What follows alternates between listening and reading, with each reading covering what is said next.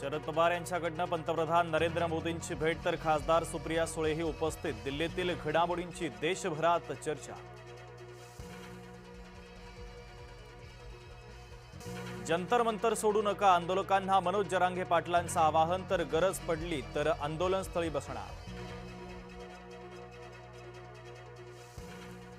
पोलिसांच्या अत्याचाराची याचिका ऐकून घेण्यास सुप्रीम कोर्टाचा नकार। आमचा वेळ वाया घालवू नका, सरन्यायाधीश सूर्यकांत यांचं वक्तव्य। मोदी शहांच्या डोक्यामध्ये सत्तेची हवा गेली आहे। गेल्या 12 वर्षांचा असंतोष उफाळून आलाय। उद्धव ठाकरेंची पत्रकार परिषदेतून टीका।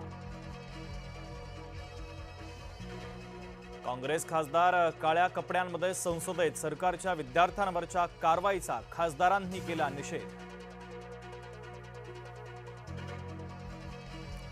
सीजेपीच्या आंदोलनाला वाढता पाठिंबा, केंद्र सरकारवर दबाव वाढला। शिक्षण मंत्री धर्मेंद्र प्रधानांच्या राजीनाम्यावर आंदोलक आणि विरोधक ठाम।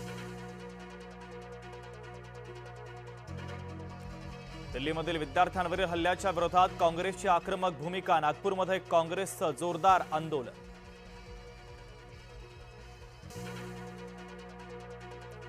कर्जमुक्ती योजनेची पहिली यादी आज। पहिल्या टप्प्यात जिल्हा बँकांच्या 7.5 लाख शेतकऱ्यांना लाभ।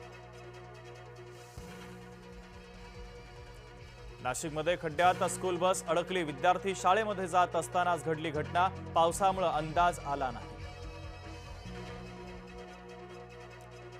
भंडाऱ्यातील तुमसरमध्ये एकाच पॅनहोलमध्ये 2 अपघात। घटना सीसीटीव्ही मध्ये कैद, तर नगर परिषदेचा निष्काळजीपणा समोर।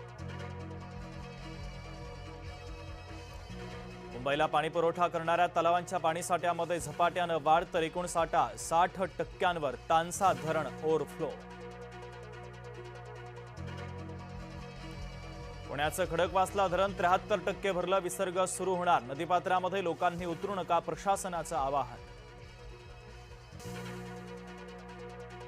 नाशिकमध्ये पावसाची संततधार। कडवा, भावली, पालखेड धरणातून पाणी सोडलं, तर नदीकाठच्या नागरिकांना सतर्कतेच्या सूचना।